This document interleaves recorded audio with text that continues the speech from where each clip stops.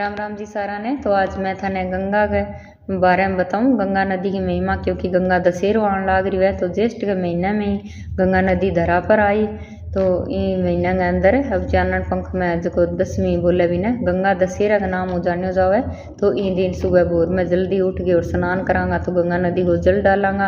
अगर कि नहीं नदी में स्नान करना संभव हो सके तो गंगा सरयू किसी भी नदी में स्नान करोगा तो बहुत ही बड़ी महिमा है। क्योंकि अगर आप नदी के अंदर स्नान करने लाग रहे तो साक्षात ब्रह्मा विष्णु महेश को रूप ले लेवा। क्योंकि जब आप गंगा नदी के अंदर स्नान करा और पानी आपने सिर के पक्कर उड़ जावे तो आप एक महादेव शंकर भगवान को स्वरूप ले लेवा। क्योंकि शंकर भगवान ने जटा में गंगा नदी ने समाहित करी। और अगर गंगा नदी को जल आप घरे ले गया वहाँ तो आप ब्रह्मा को स्वरूप धारण कर लेवा।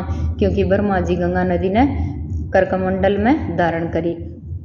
और अगर आप नदी के अंदर स्नान करके बाहर निकला और जल आपने घुटना में नीचे नीचे हुआ तो आप ब्रह्मा जी नारायण भगवान को स्वरूप धारण कर लेवा। क्योंकि साक्षात गंगा नदी नारायण भगवान के चरणा में समाहित होगी। तो आप 3 रूप धारण कर लेवा अगर गंगा नदी के अंदर आप स्नान करा तो। लेकिन अगर स्नान करने की भी थोड़ी विधि है कि आप गंगा नदी के अंदर स्नान करने लाग रहे तो नहागे स्वस्थ कपड़ा पहन के, जरूरी को नहीं कि नया कपड़ा धारण करके ही स्नान करो। लेकिन कपड़ा धुला हुआ भी रात का वस्त्र धारण करके स्नान नहीं करना चाहिए किसी भी नदी में। जय सिया राम, राधे राधे। मेरी वीडियो थाने किया लगी कमेंट करके जरूर बताइए।